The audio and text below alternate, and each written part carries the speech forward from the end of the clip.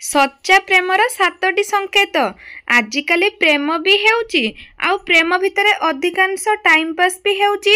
एमिति अनेक कहानी सुनिची, एमिति अनेक कहानी आखि सामने घटिबार देखिची। प्रेम करूचंती परे हृदय भांगुची, पुणी परे बहुत किछि घटी जाउची। प्रेम हेउ किछि बड़ कथा नुहे। एमिति हुए कि जणे जनकु बहुत भल लगे, किंतु सामना लोक केवल धोका मनोभाव रखी भल पाई थाए। अनेक दिनर संपर्क परे संपर्क अनाचक भांगी जाई थाए। मु सेही फीलिंग्स को बुझी पारे। अनेक लोकन को भांगीबार देखिची, अनेक लोकन को भितरु नई जिबार देखिची। एपरि किछि प्रश्न अछि, आपण तांकु पचारि पारिबे। एपरि किछि कार्य अछि जहा आपण तांकु बुझेई पारिबे। एहा कि सिए आपणको सतरे भल पाउचंती तो ना आपण सहित टाइम पास करूनाती तो। प्रथमे ताको एक कथा पचारंतु, खाली प्रेम करूच ना बा हेबार भी अछि। जदि सी हाँ कहती तेबे एकदम से विश्वास करंतु नहीं। तांकर कार्यकलाप देखंतु, तांकर तुम प्रति आकृष्ट मनोभाव को देखंतु, तांको कथारो जानिबाकू चेष्टा करंतु कि सीए सतरे भल पाउचंती ना केवल टाइम पास करूचंती। तांको अधिक कहिबार सुजोग दियंतु, तांको कथा को अनुमान करंतु, तांको मनरु तुम पई कोन अछि एही सब कथा कन्फर्म हेबा परे एक कथा जानिबाकू चेष्टा करंतु, तांको मनरे शारीरिक संपर्क पई आबिलता अछि कि नहीं, केते दुर्बलता अछि, तांको एक कथा थरे बुझाई कि देखंतु। शारीरिक संपर्क एबे काहेकि आमे एहाको मैरेज परे मध्य रखि परिबा।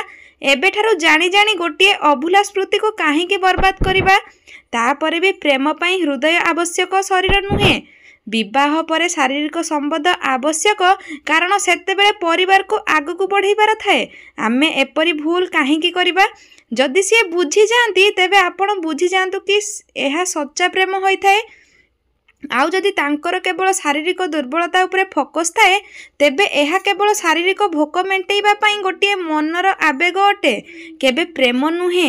तांको सांग सह मिसंतु, संदेह करिकि नुहे, बरं निज प्रेमर भविष्यत को बंचैबा पई। सांग मानक भितरे एमिति जणे निश्चय पचारिबे जे भल होइथिबो आउ तांको विषय रे सब सत्य कथा जानिथिबो।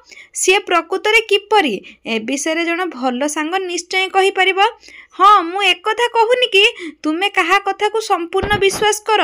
सांग भितरे एमिति किछि शत्रु भी थांती जे सांग भूषण रे शत्रु रूपी कार्य करि थांती। जानी जानी तुम संपर्क भितरे फाट सृष्टि करबा को चेष्टा करंती। मु कहूची सेमानंक कथा जहा को तुमे प्रकृत रे विश्वास करि परिबो, जहार कथा को केवल कान रे सुनी कि नुहे, आखिरे देखि कि नुहे, बरं निज प्रेम पाखरे सही जिनिस को आपण कंपेयर करि परिबे। तापरे आपण सियोर होई परिबे सही सांग तांको विषय कौन कहउचंती।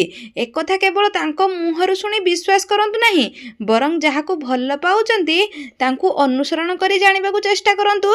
जदि मैच करे तेबे ठीक अछि, जानि जिबे कि एहा मिछ प्रेम। आउ जदि मैच न हुए तेबे जानि जिबे एहा सच्च प्रेम अटे, सही सांगटी ही खराब अटे। प्रायतः सांग माने निज सांग मानक सह मिसी बहुत किछि शेयर करि थांती एवं आपण जानि परिबे सी आपण जहाको भल पाउचंती सी अन्य मानक आगरे कोन आपणक विषय रे कहउचंती। जदि भल कुहंती किंबा केयर करी किछि कुहंती तेबे निश्चय एहा सच्चा प्रेम होई थाए। एक कथा जानिबाकू चेष्टा करंतु, सी तुम ठारू धन चाहंती ना मन। जदि केही मिछ कहउतिबे से सब बेले दामी उपहार चाहिबे, किंतु सच्चा प्रेमी आपणकर परिस्थिति को देखिबे। 5 टंकिया गुलाप को भी सी 5 कोटी टंकार संपत्ति भली साइतिकी रखिबे। तांको हिसाब रे आपण ही तांको पई सबुठारू बड़ उपहार। समस्तंकर किछि ना किछि दुख तथा जंत्रणादायक अतीत थाए, जेउ अतीत मने पड़िले भी कष्ट लगे। प्रायतः आमे जहाको भल पाई थाउ तांको निजर सब कथा शेयर करि थाउ। आमको भल पाउथिबा मनीष आम कांध उपरे हाथ रखी आमको वर्तमानर खुशी एवं भविष्यतर उन्नति उपरे जोर देई थाए। जेते बेले भी आमको मिछ प्रेम करुथिबा मनीष आमर पुराना अतीत को नै आमको बारंबार कठोर शब्द रे आघात करिवो, आमर दुर्बलता को आम पई अस्त्र भली व्यवहार करिपारे। मने रखंतु, आत्मा सम्मान ठारू बड़ ए संसार रे आउ किछि भी नाही। प्रेम रे सम्मान देबा एवं ନେବା ଏହି ଦୁଇଟି ଯାକ ଅତ୍ୟନ୍ତ ଜରୁରୀ ଅଟେ। ଦେଖିବେ ଏପରି କରିବା ଦ୍ୱାରା ପ୍ରେମ ଦୀର୍ଘଦିନ ସୃଷ୍ଟି ରହିଥାଏ। ମିଛ ପ୍ରେମ କରୁଥିବା ମଣିଷ ଲୋକଙ୍କୁ ବା ଆଖପାଖ ପରିବେଶକୁ ଦେଖି ନାହିଁ, ତାଙ୍କୁ ଯେଉଁଠି ଯାହା କହିବାର ଥିବ ସିଏ ବିନା ସଂକୋଚରେ କହିଦେବେ। ତାଙ୍କୁ ଆତ୍ମସମ୍ମାନର ତିଳେ ବି ଫରକ ପଡ଼ିବ ନାହିଁ। କିଛି ଏମିତି ବି ଦୁର୍ବୃତ୍ତିଆ ଅଛନ୍ତି ଯିଏ ସାଙ୍ଗମାନଙ୍କ ଭିତରେ ନିଜକୁ ଶକ୍ତି ଦେଖାଇବା ପାଇଁ କଲରେ ଗାଳି ଦିଅନ୍ତି ଆଉ ଅନ୍ୟକୁ ବି ଶୁଣାନ୍ତି। କିନ୍ତୁ ସଚ୍ଚା ପ୍ରେମ କରୁଥିବା ମଣିଷ ସବୁବେଳେ ଆମ ସମ୍ମାନର ଖ୍ୟାଲ ରଖିଥାନ୍ତି। ଆପଣ ଯେମିତି ଅଛନ୍ତି ବାସ୍ ସେମିତି ରୁହନ୍ତୁ। ଯଦି କେହି ସତରେ ଭଲ ପାଉଥିବ ତେବେ ସିଏ ଆପଣଙ୍କୁ ସେମିତି ହିଁ ଗ୍ରହଣ କରିବ ଯେମିତି ଆପଣ ଆଗରୁ ଅଛନ୍ତି, ନା କିଛି ଆପଣଙ୍କୁ ବଦଳାଇବାକୁ ଚେଷ୍ଟା କରିବ। ଅରିଜିନାଲିଟିକୁ କେବେ ହରାନ୍ତୁ ନାହିଁ। ଆଜିକାଲି ସମସ୍ତେ ସବୁକିଛି ଫ୍ରେଶ୍ ଦରକାର, ଯେମିତି ସେ ମାର୍କେଟରୁ ପରିବା କିଣୁଛନ୍ତି। କିନ୍ତୁ ଜାଣିବା ଦରକାର ଏହା କି ଏଠି ସମସ୍ତେ ମଣିଷ, କେହି ଦେବତା ନୁହନ୍ତି। ଦେବତା ମଧ୍ୟ ଭୁଲ କରିଛନ୍ତି। ତେବେ ମଣିଷ ବିନା ଭୁଲରେ ମଣିଷ କେମିତି ହେବ? କାହାକୁ ଭଲ ପାଉଥିଲେ ଏକଥା ଜାଣିବା ପରେ ମଧ୍ୟ ସିଏ ଆପଣଙ୍କୁ ସ୍ୱୀକାର କରିବେ। ଆପଣଙ୍କ ପୁରୁଣା ପ୍ରେମକୁ ନେଇ କିଛି କଷ୍ଟ ଦେଲା ଭଳି କହିବେ ନାହିଁ, କିଛି ବି କରିବେ ନାହିଁ। ଆଜିକାଲି ଗୋଟିଏ ଅସୁବିଧା ପ୍ରାୟତଃ ହେଉଛି, ତାହା ହେଉଛି ବ୍ୟକ୍ତିଗତ ସମସ୍ୟା। ଯିଏ ପ୍ରେମ କରିବ ସିଏ ଜାତି ଗୋତ୍ର କ'ଣ ପଚାରିକି ପ୍ରେମ କରିବ?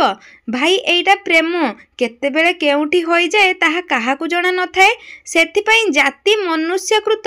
ଯାହା ଜାଣି ଜାଣି ଇଂରାଜୀମାନଙ୍କ ଚକ୍ରାନ୍ତ କ୍ରମେ ବର୍ଣ୍ଣ ବ୍ୟସ୍ତତାକୁ ଜାତିପ୍ରଣ ରୂପେ ମଣିଷକୁ ମଣିଷ ସହ ଲଢ଼ିବା ପାଇଁ କରାଯାଇଛି।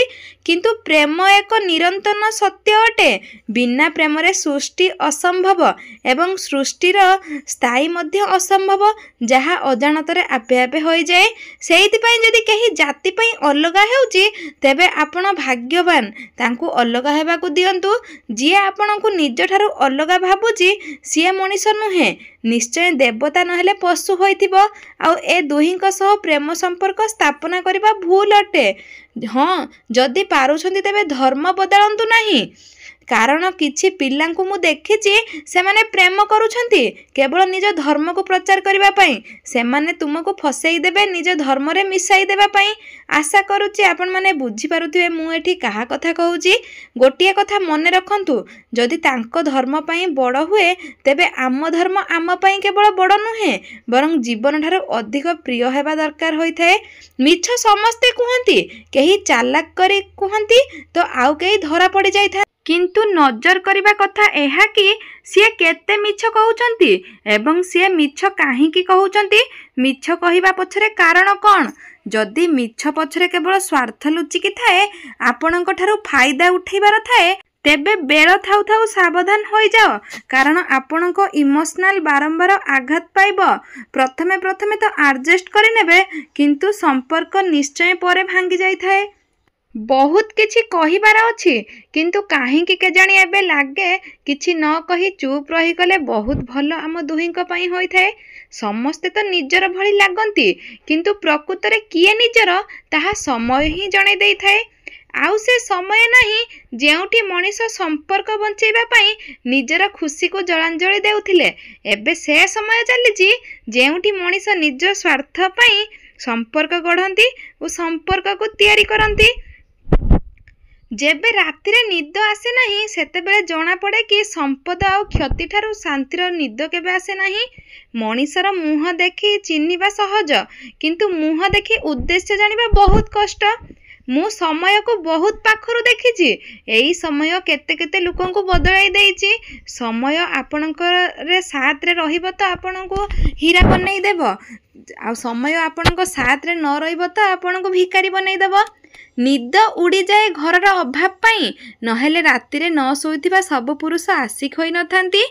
ସମୟ ପରିସ୍ଥିତି ଦେଖି ବଦଳିଯାଏ, ଆଉ ନିଜ ଲୋକ ମୌକା ଦେଖିକି ବଦଳି ଯାଆନ୍ତି। ଖରାପ କରିବାର ବିଚାର ଆସେ ତ କାଲିକି ଟାଳ, ଆଉ ଭଲ କରିବାର ବିଚାର ଆସେ ତ ତାହେଲେ ଆଜି ହିଁ କର। ପରଖିବା ତ କେହି ନିଜର ନୁହେଁ, ବୁଝିବ ତ କେହି ପର ବି ନୁହେଁ। ବାରମ୍ବାର ମନ କହେ ହାର ମାନିବା ପାଇଁ, କିନ୍ତୁ ମନେ ପଡ଼ିଯାଏ ଏବେ ତ ବହୁତ ଲୋକଙ୍କୁ କଥାକୁ ମିଛ ବୋଲି ପ୍ରମାଣ କରିବାର ଅଛି। ଏହି ଦୁନିଆ, ଏଠି ସଫା ହୃଦୟର ଲୋକଙ୍କୁ ବୋକା ବୋଲି କୁହାଯାଏ ଓ ଧୋକା ମିଳିଥାଏ। दर्शक बंधु भिडियोटी आज ये भिडियोटी केमित कौन लगे कमेंट करने जमा ही भूलें। आउ जदि आम भिडियोटी आपको पसंद आसता आम चैनल को सब्सक्राइब करूँ, लाइक करूँ, कमेंट करूँ। रोचु नमस्कार, जय जगन्नाथ, धन्यवाद, थैंक यू, जय जगन्नाथ।